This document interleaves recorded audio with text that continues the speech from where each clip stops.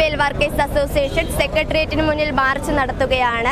Workshop ജീവനക്കാർക്ക് നിലനിൽക്കാൻ കഴിയാത്ത സാഹചര്യത്തിലാണ് ഇത്തരത്തിലുള്ള മാർച്ച് ഇവിടെ സംഘടിപ്പിച്ചിരിക്കുന്നത്. കേരളത്തിലെ ചെറുകിട ഇടത്തരം വർക്ക്ഷോപ്പുകൾ നിലനിൽക്കാൻ കഴിയാത്ത വിധം വലിയ പ്രതിസന്ധി നേരിടുന്നു.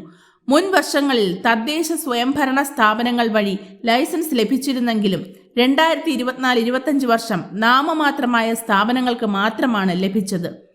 പൊല്യൂഷൻ വ്യവസ്ഥയിൽ വർക്ക്ഷോപ്പ് തൊഴിൽ മേഖലയ്ക്ക് അനുയോജ്യമായ മാറ്റങ്ങൾ വരുത്തിയില്ലെങ്കിൽ കേരളത്തിൽ ലക്ഷക്കണക്കിന് തൊഴിലാളികളുടെ തൊഴിൽ നഷ്ടമാകും. ഇതുകൂടാതെ ഓരോ വർഷവും 10,000-ലധികം പുതുതലമുറയ്ക്ക് തൊഴിൽ നൽകുന്ന ഒരു വിഭാഗം ഇല്ലാതാകും.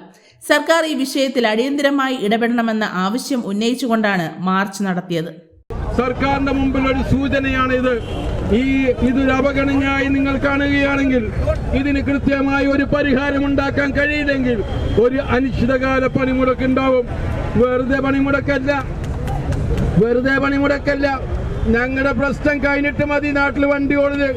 ഈ ഒരു സമൂഹത്തെ ഈ കേരള ജനത അല്ലെങ്കിൽ ഈ രാഷ്ട്രീയക്കാരെ അല്ലെങ്കിൽ ഇവിടെയുള്ള പൊതുപ്രവർത്തകരെ ഒരിക്കലും കണ്ണു തുറക്കാതിരിക്കരുത് ഈ മേഖലയ്ക്ക്. നിങ്ങൾക്കറിയാം, നമ്മുടെ ഈ മുന്നിലൂടെ ഓടിക്കൊണ്ടിരിക്കുന്ന ആയിരക്കണക്കിന് വാഹനങ്ങൾ ചൂടേറിയ സമയത്ത് പോലും അവർക്ക് കൃത്യമായ സ്ഥലത്ത് ആ സമയത്ത് എത്തിക്കുന്നതിൻ്റെ പ്രധാനപ്പെട്ട ഒരു പങ്ക് വഹിക്കുന്ന ഒരു മേഖലയാണ് ഈ വർക്ക്ഷോപ്പ് മേഖല.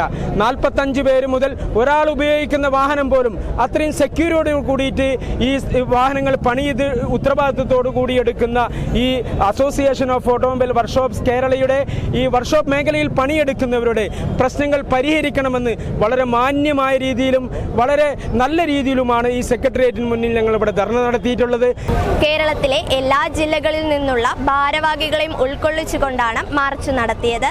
തേടൈ വിഷൻ, തിരുവനന്തപുരം.